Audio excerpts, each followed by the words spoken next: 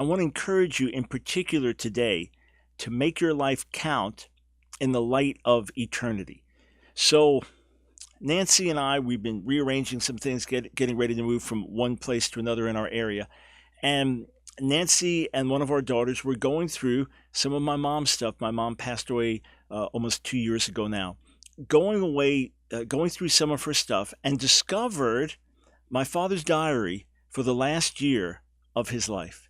My dad's diary for the last year of his life. In fact, I'm holding it right here now, just simple diary, and just started reading through some of the notes. And he lived to see our first granddaughter born. He passed away suddenly in 1977 at the age of 63, and I'm 63. And of course, the way you see yourself compared to your parent at the same age is very different because you're your parent's child. So he seems so much older than me at 63 than I feel as Jesus follower. But then I'm going through the entries and looking in the month of October and just looking the last entry, Monday, October 24th, and it's a normal entry. It's a normal day. And then suddenly and we saw him that night briefly. And then suddenly, in the middle of the night, he passed away. He was gone.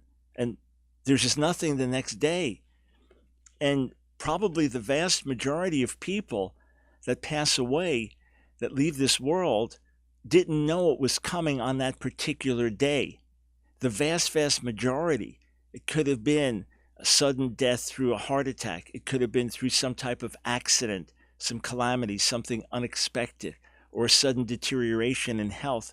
But life's going on, and then he's gone, and it's over. Of course, he dramatically impacted me and my sister and my mom and many other lives that he touched. He was a wonderful father. I bear the imprint of his life to this day, and I'm eternally grateful to God for my earthly father. But so many of us, if we knew that we were leaving this world, if we knew that we only had a certain amount of time, we would live differently. And my encouragement to you, friends, is very, very simple. Live your life in the light of eternity. Maybe we have 90 years to live. Maybe we have 90 years of health and vitality, which would be pretty awesome. But even so, you're here and you're gone. Psalm 90 then reflected in Jacob, the 4th chapter. What's our life? It's a vapor. Here today, gone tomorrow.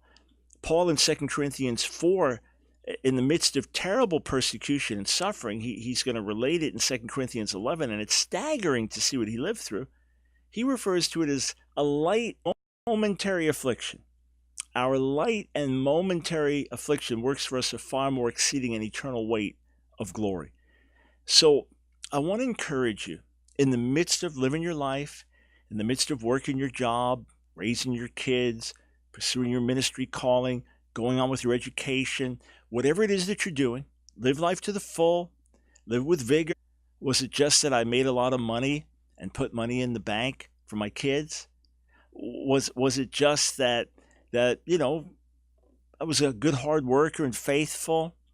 Was it just that I really improved my skill? I became a better musician, or I became a better athlete, or better at this vocation? Is that it, or is there something more? Father, why do you have us here? How can we make a difference? And friends, I want to remind you, it's not just a matter of someone preaching behind the pulpit that makes a difference. In fact, most of us making a difference are not making it in a public ministry position. We're making a difference where we live.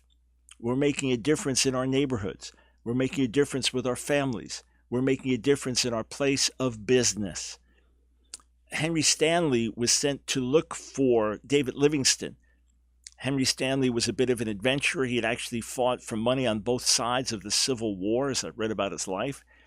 And he went to Africa looking for David Livingstone, the explorer and missionary from Scotland, because no one had heard from him for a long period of time, and people didn't know if he was dead or alive.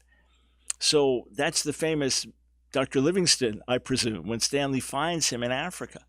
So Stanley is not a godly man, but he says, I was with him for 4 months and 4 days.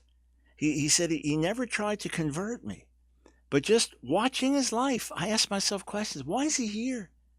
Why is he here in such a solitary place? Why is he living the way he's living in the midst of such difficulty and suffering? And as he looked at Livingston, he realized there must be more. There must be a greater purpose to life. And Stanley himself committed to the gospel and ended up going on with Livingston's ministry in Africa as a missionary himself. So I just want to encourage you, friends, as I look at my dad's diary, and as I was reflecting, and some of it, it's sad. It's quite decades back, but just to see it afresh, it tears at your heart. But it makes me think, okay, one day it ends. The journal entries end. And then from there, we look into eternity. And we ask ourselves, did my life make sense in the light of eternity? If you don't even know the Lord, if you're not rightly connected with God, then of course your life does not make sense in the light of eternity. And the first thing you need to do is ask him for mercy and put your trust in Jesus, who died for your sins so that you can have a new life that will count in God and be redeemed from coming judgment. But those of you that say, yeah, Jesus is my Lord, don't just make it some formality. Don't just make it something that you learned in church. Say, God, make my life count in the light of eternity. Jonathan Edwards, great philosopher, theologian in the 1700s, used to pray that prayer, stamp eternity on my eyes. And it was C.S. Lewis that pointed out it's those who are living in light of eternity, those who have a hope of heaven. Those people are going to make the greatest impact here on the earth. Just want to share that with you, friends. 866-34-TRUTH. All right, let me address some of your questions as we are here on the Line of Fire as your voice of moral sanity and spiritual clarity in the midst of a society in chaos and a church all too often in compromise.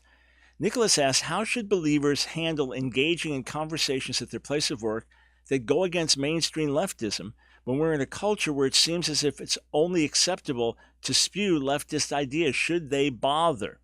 Yeah, you're asking a question that many wonder about as well, in America, in Europe, in some other places in the world as well. Number one, you always want to build relationships, right? So you want to get to know people as people.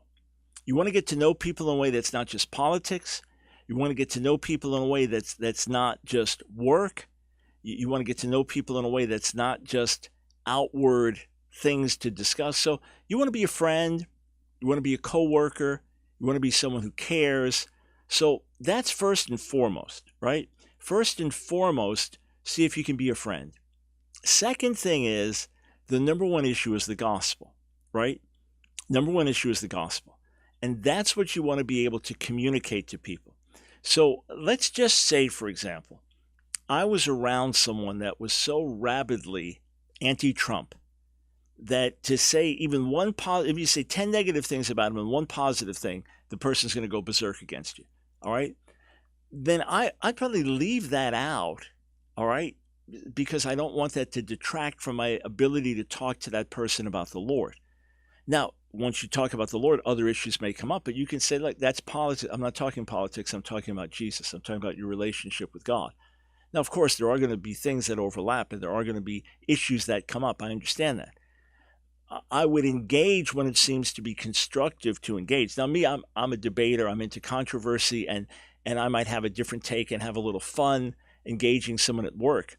But a way to do it, if you do feel to engage, is to say, hey, listen, I've got a totally different perspective on this. I want you to share yours with me. I am strongly pro-life, and I don't understand why everyone isn't pro-life. So share your perspective. I'm not trying to argue. I want to understand. Yeah, I don't think that God intended us when he created the human race, or just biology intended that men would be men with men and women would be women. I don't see that as marriage. But you're into that. I mean, you think it's great. No, so tell me your point of view. I want to understand. And often if you come like that, it can diffuse some of the controversy. It can lessen some of the conflict.